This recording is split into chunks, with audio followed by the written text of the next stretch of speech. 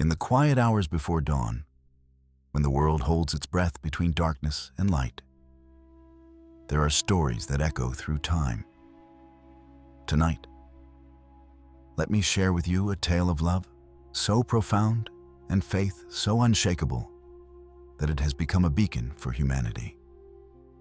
This is the story of Prophet Ayyub and his beloved wife, a story that teaches us that true love is measured not in moments of joy, but in years of unwavering devotion through the darkest trials. Close your eyes and journey with me to a land blessed by Allah's mercy, where a prophet and his faithful companion would face tests that would break the strongest of souls, yet emerge with hearts more luminous than stars. In the region near Damascus, where golden fields stretched endlessly and the sounds of livestock filled the valleys with life, there lived a man named Ayyub, a prophet of Allah, descended from Prophet Ibrahim through his grandson Ishaq. Historical accounts describe him as a man blessed with health and strength. But more remarkable than any physical qualities was the beauty of his character. For Ayyub was known throughout the land as a man of extraordinary piety, boundless generosity, and unwavering faith. Allah had blessed Ayyub with immense wealth. He owned vast lands, orchards, and thousands of sheep, cattle, and camels.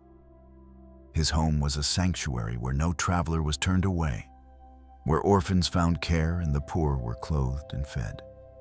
Ayyub never ate without guests, for he found no joy in blessing unless shared.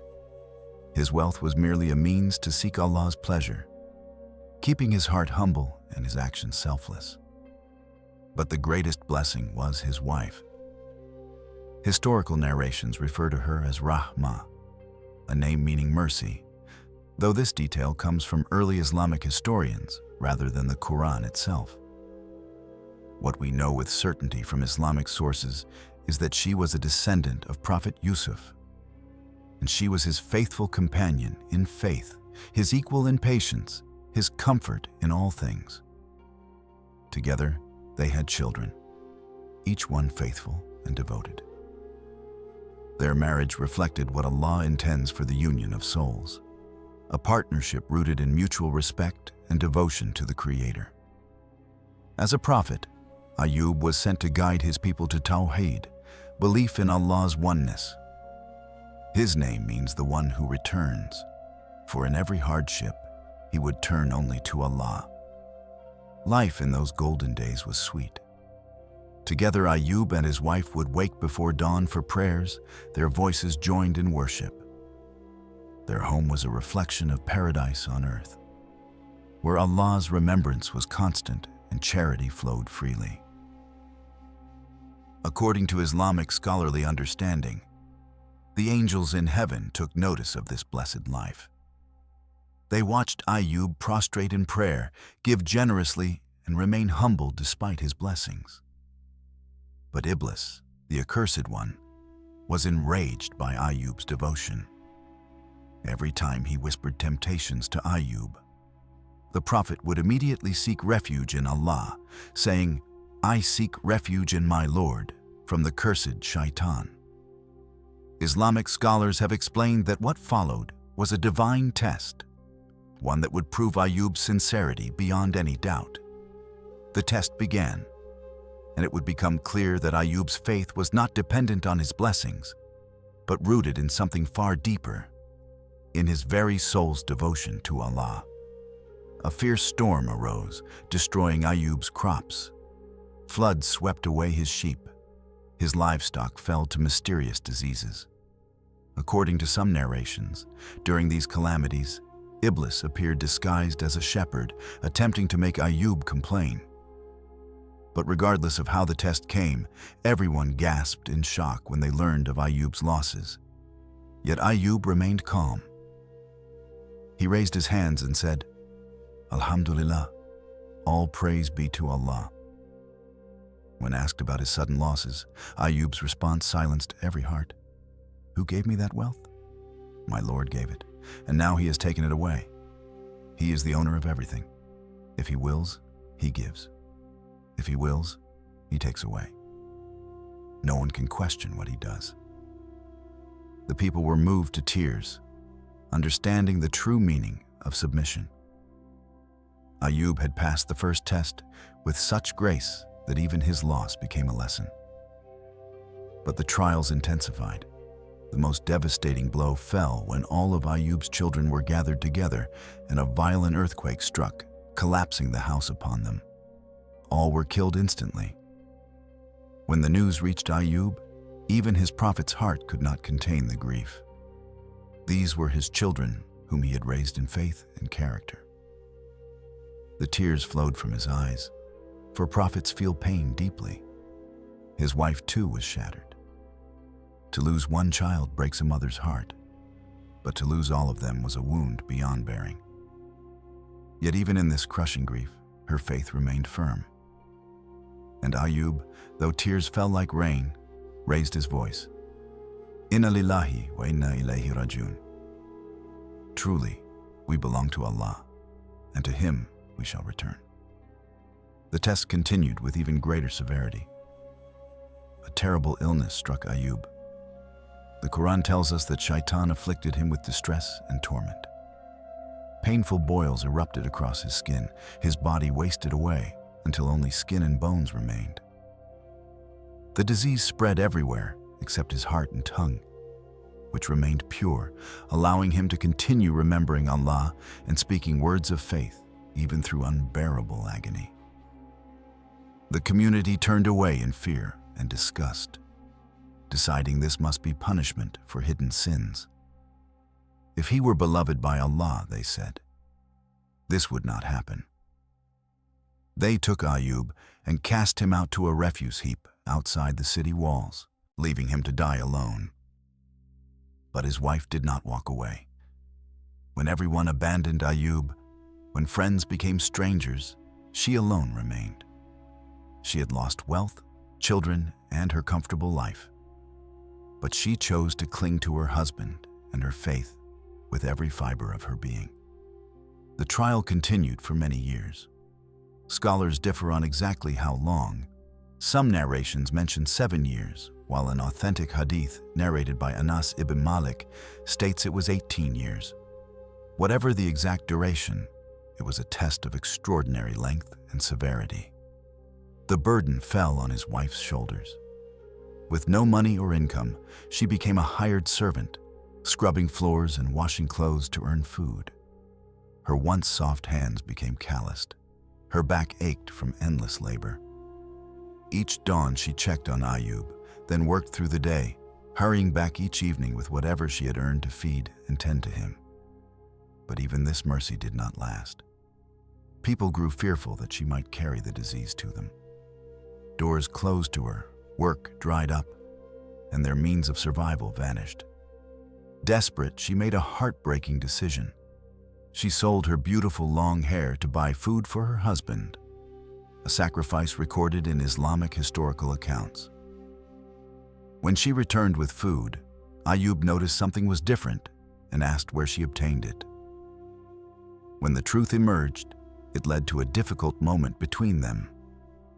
Some narrations describe that Shaitan tried during this time to tempt her, appearing in disguise and encouraging her to tell Ayyub to complain to Allah about his suffering.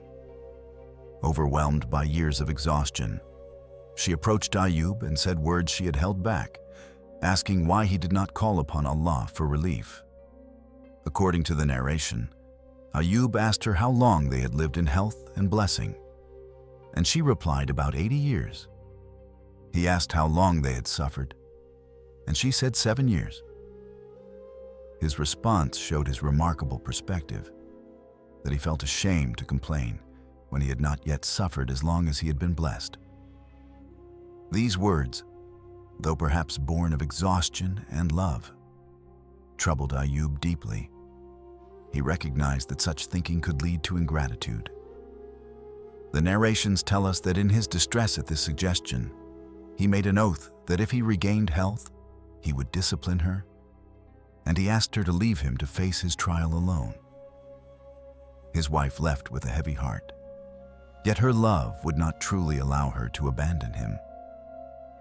And in that moment of isolation, Ayyub reached a point where he made his humble supplication to Allah. Not because his patience had broken, but as the Quran records, he simply acknowledged his state. Indeed, adversity has touched me, and you are the most merciful of the merciful. Allah's response came immediately, as recorded in the Quran. Strike the ground with your foot. This is a spring of water to wash in and a drink. Ayyub struck the ground, and cool, crystal-clear water burst forth. He drank, and his internal organs healed. He washed, and the sores disappeared. His flesh was restored, his hair grew back, his face regained its beauty. In moments, he stood fully healed, young and strong again. But the miracles continued. As described in an authentic hadith narrated by Abu Huraira, golden locusts rained down upon him, thousands of them, restoring wealth beyond what he had before. When Ayyub gathered them, Allah called to him, "Have I not given you enough?" Ayyub replied with beautiful humility, "Yes, my Lord, but who can ever have enough of your blessings?" Now we must return to his faithful wife. When she came looking for him that evening, she found the sick man was gone. The shelter was empty. Panic seized her heart. Had he died while she was away? Had wild animals dragged his body off? Had someone moved him? She looked around frantically, her eyes searching the area for any sign of him. And then she saw a figure standing nearby, a handsome, healthy man in beautiful white garments, and she ran toward him in her distress. "Excuse me," she said, her voice urgent and worried. "I am looking for a man, my husband. He was here, sick, lying in that shelter. Do you know where he has gone? Have you seen him? Please, he is very ill. I am afraid the dogs or wolves might have harmed him." The man looked at her with eyes full of love and gentle amusement. "Do you not recognize me?" he said softly. She stared at him, confused, seeing something familiar in his features, but not quite understanding. "Please," she said, "do not make fun of me in my distress. I am looking for my husband." "Look at me closely," Ayyub said, his voice now carrying that beloved tone she knew so well. "Look at my eyes. Listen to my voice. It is I, your husband Ayyub. Allah has restored me. He has healed my body and returned my health." She stood frozen, her mind struggling to comprehend what her eyes were seeing. This could not be her husband. Her husband was sick, wasted, barely alive. But this man's voice, his eyes, something in the way he looked at her. Suddenly recognition dawned, and with it came a flood of emotion so powerful that her knees nearly gave way. It truly was him. Allah had heard his prayer. The test was over. Her husband was restored. She rushed into his arms, and they held each other, both weeping now. But these were tears of joy and relief and gratitude. After years of suffering, after all they had endured, Allah's mercy had arrived like the breaking of dawn after the longest night. She thanked Allah again and again, her heart overflowing with praise for the one who never abandons his faithful servants, who tests them only to purify and elevate them, who responds to sincere supplication with mercy beyond imagination. But even in this moment of joy, one matter remained from the narrations. According to Islamic historical accounts, Ayyub had taken an oath during his suffering that if he regained his health, he would discipline his wife for the moment when she had suggested he complain to Allah. Now he was healed. Yet how could he harm the woman who had sacrificed everything? She had stood by him through years of unimaginable trial, never truly abandoning him despite her one moment of exhausted weakness. The Quran itself provides the beautiful resolution Allah gave to this dilemma. and take in your hand a bundle of thin grass, and strike her with it once, and thus you will not break your oath." This solution was perfect, allowing Ayyub to fulfill his oath symbolically with a bundle of grass, causing no harm while maintaining the sanctity of his word. Justice and mercy were both served. Then the Quran records Allah's verdict on the entire trial, words that echo through time as the ultimate validation of Ayyub's patience.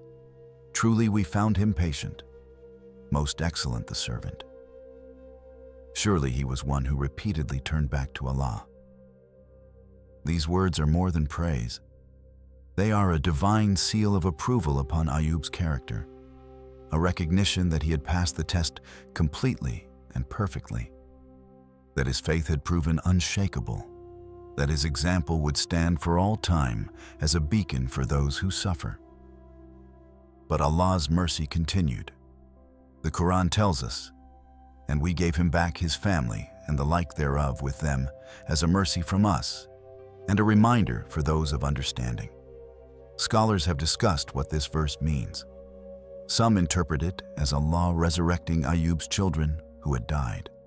Others say Allah gave him new children to replace those who had passed, and that all would be reunited in paradise. Historical narrations vary in details, with some mentioning specific numbers of children blessed to him afterward. According to various narrations, his wife too received restoration when Ayyub was healed. After years of hardship, she had aged and sacrificed even her hair. But these accounts describe that Allah returned her youth, beauty, and health, and the love between them was renewed and deepened by all they had endured together. Their wealth was restored and multiplied. The lands became fertile again. Beyond the golden locusts that had already provided immense wealth, Allah blessed Ayyub with abundant provision. Some narrations describe miraculous clouds that rained gold and silver upon his fields, restoring his wealth many times over as a clear sign of Allah's pleasure and blessing. The people who had rejected him, who had cast him out, who had judged him as being punished by Allah for hidden sins, now saw the truth. When they heard that Ayyub had been healed, when they saw him restored to health and wealth, when they witnessed the miraculous blessings that had been poured upon him, they understood that they had been wrong. His suffering had not been a punishment, but a test, not a sign of Allah's anger, but a means of purification and elevation. Many came to him seeking forgiveness for how they had treated him. And Ayyub, in his characteristic mercy and forgiveness, received them with kindness. He held no grudge, harbored no resentment. Instead, he used his experience as a teaching opportunity, helping them understand the true nature of divine testing and the importance of not judging others in their trials. As they rebuilt their life together, Ayyub and Rahma's story became a source of inspiration and guidance for their community and for all generations to come. They lived many more years after this, years filled with blessing and peace. They raised their new children with the wisdom that comes from having endured great trials. Their home once again became a place of charity, of worship, of community gathering. But now there was an added depth to everything they did, a profound understanding of what truly matters, a wisdom born of suffering patiently endured. Ayyub continued his work as a prophet, calling people to Allah, teaching them about faith and patience and gratitude. But his message now carried an authenticity that comes only from lived experience. When he spoke about patience, his listeners knew he was not speaking theoretically, but from years of actual practice. When he spoke about faith during hardship, they knew he had maintained that faith through trials that would have broken anyone else. His life had become a living testament to the truth he preached, and this made his message all the more powerful. In one of the most touching moments recorded after his healing, Ayyub was asked by his people what had been the most difficult part of his long ordeal. His answer reveals the depth of his character and priorities. He said that it was not the loss of wealth that hurt most deeply, nor even the physical pain of his disease, nor the deprivation and poverty they had endured. The hardest part, he said, was the words and distance of friends and enemies. Their turning away from me hurt more than anything else. For Ayyub, the greatest suffering was not physical or material, but relational and social. The pain of being judged, rejected, and abandoned by those he had once served and loved. There is also a beautiful narration about how Ayyub was once heard weeping before dawn, and when asked why, he explained that during his years of illness, he had become accustomed to hearing a divine greeting each night. "Oh, our sick servant, how are you?" Now that he was healthy, he no longer heard, "Oh, our healthy servant, how are you?" The absence of that intimate connection with Allah during his trial, even though it had been a source of comfort in suffering, made him weep. This shows the remarkable spiritual state Ayyub had reached, where he actually missed the closeness to Allah he had experienced during his suffering, finding that the divine presence had been especially manifest during his time of greatest need. The story of Ayyub's wife, Rahma, deserves special reflection, for her role in this narrative is one of the most powerful examples of marital love and devotion in all of Islamic history. In a time when it would have been socially acceptable, even expected, for her to leave her husband and seek another marriage to secure her own survival, she chose instead to stay. In a society where she could have claimed that his disease released her from her obligations, she instead doubled down on her commitment. When every material benefit of their marriage had been stripped away, when there was nothing left but sickness, poverty, and social stigma, her love did not waver. Think about what she endured. She lost her beautiful home and comfortable life. She lost all 14 of her children in a single tragic moment. She watched her husband, the man she loved, waste away from disease for 18 long years. She worked as a servant, her hands becoming rough and calloused, doing menial labor to earn barely enough to keep them alive. She faced social rejection, mockery, and fear from people who had once respected her. She sold her own hair, a symbol of her beauty and dignity, to buy food for her husband. And through it all, she did not leave. She did not complain. She did not say, "I have given enough." She stayed day after day, year after year. Her love proved not in words, but in actions, in daily choices to remain faithful even when faithfulness brought only suffering. Yes, she had one moment of weakness, one day when the weight of it all became too much, and she suggested that Ayyub ask Allah for relief. But even this was born of love and concern for him, not of any selfish desire. And even when Ayyub responded harshly and took an oath to punish her, even when he told her to leave him alone, she did not actually leave. She could not leave because her love was stronger than his harsh words, stronger than pride or hurt feelings, stronger than despair or exhaustion. Rahma's story is especially powerful for women today who may be going through their own trials in marriage or family life. It shows that true love and true commitment are not tested in moments of joy and ease, but in long seasons of difficulty. It shows that standing by someone through their darkest hours, even when you gain nothing material from doing so, is one of the highest forms of faith and character. It shows that Allah sees every sacrifice, every tear, every moment of exhausted service, and He rewards it beyond measure. At the end of her trial, Rahma received not just healing and restoration, but divine protection and honor. Allah Himself intervened to ensure she would not be punished, providing a solution that satisfied justice while honoring her sacrifice. Her youth and beauty were restored. Her family was returned to her doubled. and her place in history was secured as one of the most faithful wives ever to have lived. Her name, Rahma, means mercy, and truly she embodied mercy in every action, showing mercy to her husband when others showed none, demonstrating through her life that mercy is not just a feeling, but a commitment to action in service of love. The lessons we can draw from this story are numerous and profound.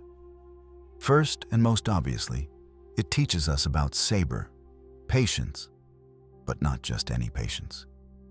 It teaches us about patience that is active, not passive. Ayyub did not simply lie down and give up in his suffering.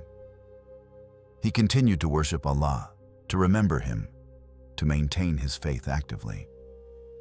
His patience was not a resignation to fate, but a continual choice to trust Allah's wisdom and mercy, even when understanding was beyond reach. Second, the story teaches us about gratitude in blessing and patience in trial. Ayyub never let his wealth make him arrogant or forgetful of Allah. When blessings came, he was grateful and used them in Allah's service. When they were taken away, he did not become bitter or rebellious, but remained just as devoted. This is the sign of true faith, that it remains constant regardless of external circumstances. Third, this story is a powerful corrective to the false belief that suffering is always a sign of divine punishment or displeasure. In many cultures, religious and otherwise, there is a tendency to judge people's spiritual state by their material circumstances. If someone is wealthy and healthy and successful, they must be blessed by God.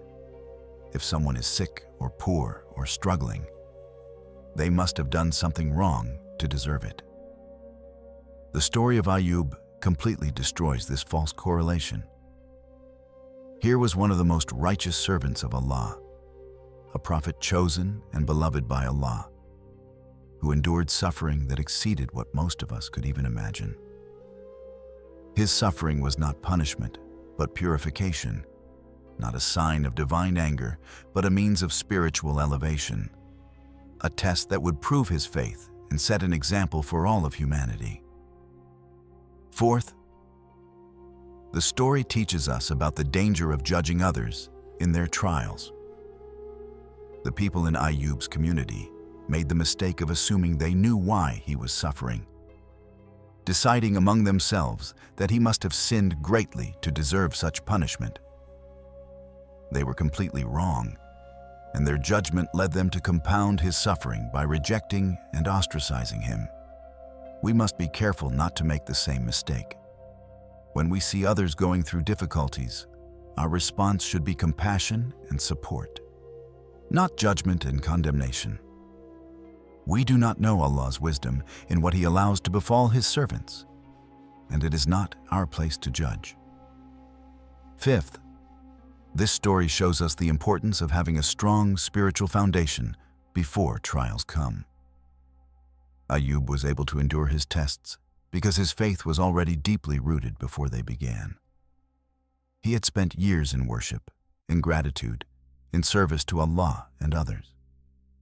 When the trials came, he had spiritual strength to draw upon. This is why it is so important to invest in our relationship with Allah during times of ease, to establish habits of prayer and remembrance and good deeds when things are going well. These spiritual resources will sustain us when difficult times arrive, as they inevitably do for everyone. Sixth, the story illuminates the reality of Shaitan's enmity toward humanity and his tactics for leading us astray. Based on Islamic scholarly interpretation of the events, we see a pattern of how Iblis worked, first trying to tempt Ayyub directly. Then when that failed, the trials intensified through his circumstances to try to break his faith. And finally, attempts were made to plant seeds of doubt. Shaitan is patient and persistent, and he knows our weak points. But the story also shows that with firm faith and constant return to Allah, his plots can be overcome completely. Seventh, this story speaks powerfully to anyone going through chronic illness, long-term suffering, or extended trials of any kind. There is something especially difficult about trials that do not end quickly, that stretch from days into weeks, from weeks into months, from months into years.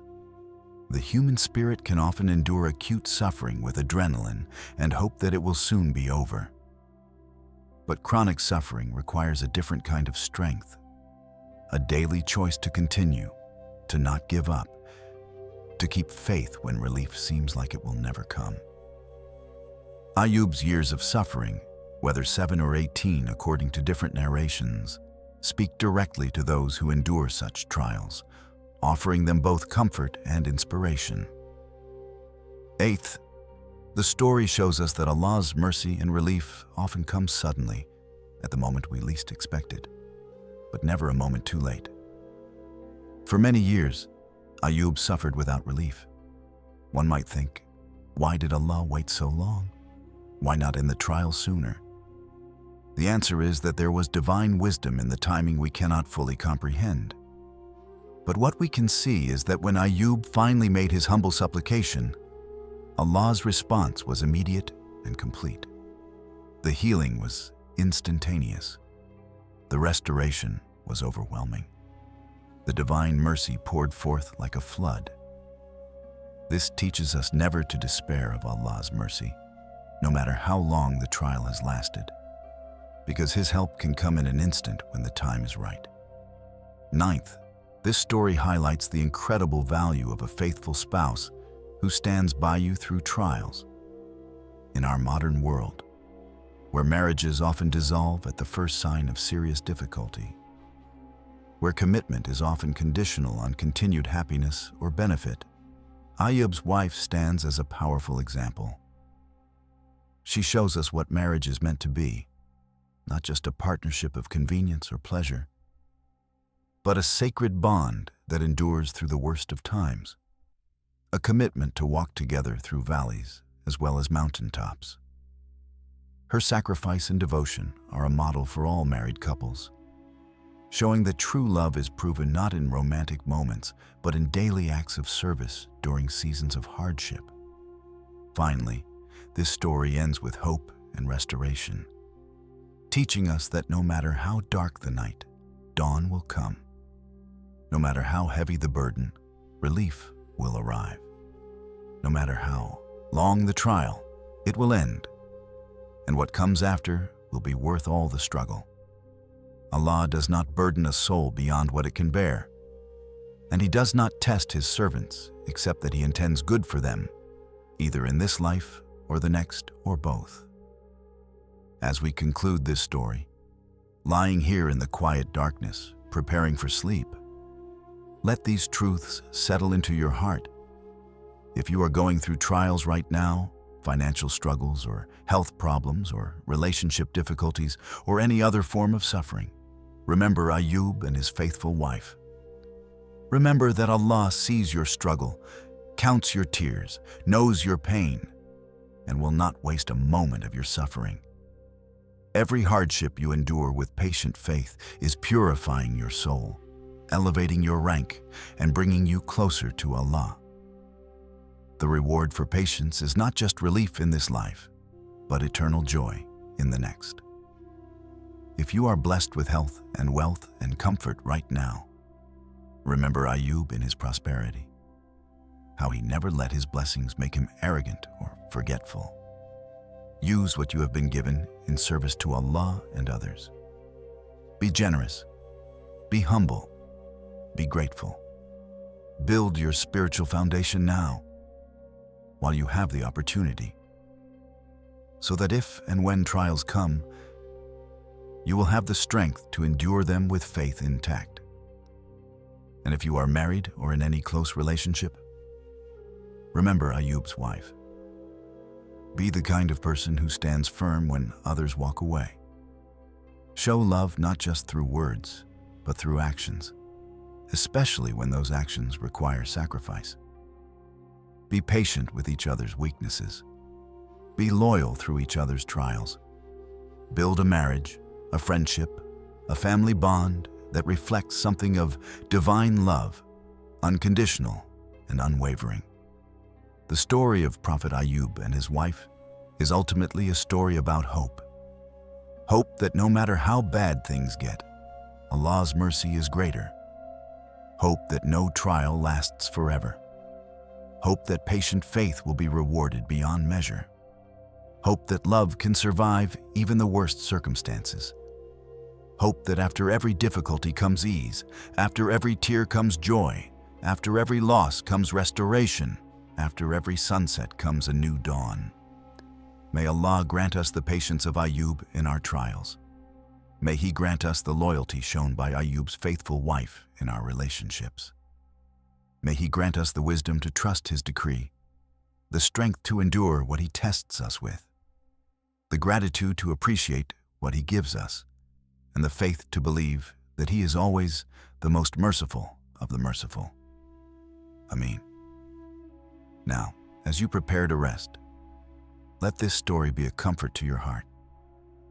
Whatever burdens you carried into this night, remember that Allah is with you, just as He was with Ayyub.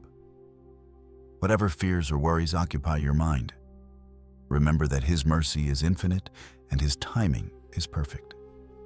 Close your eyes knowing that you are held in the hands of the most compassionate, the most merciful, the one who never abandons His servants, who tests them only to purify and elevate them, who responds to every sincere supplication with mercy beyond imagination. Sleep in peace, and may your dreams be filled with hope, and your awakening be filled with renewed faith. And Allah knows best.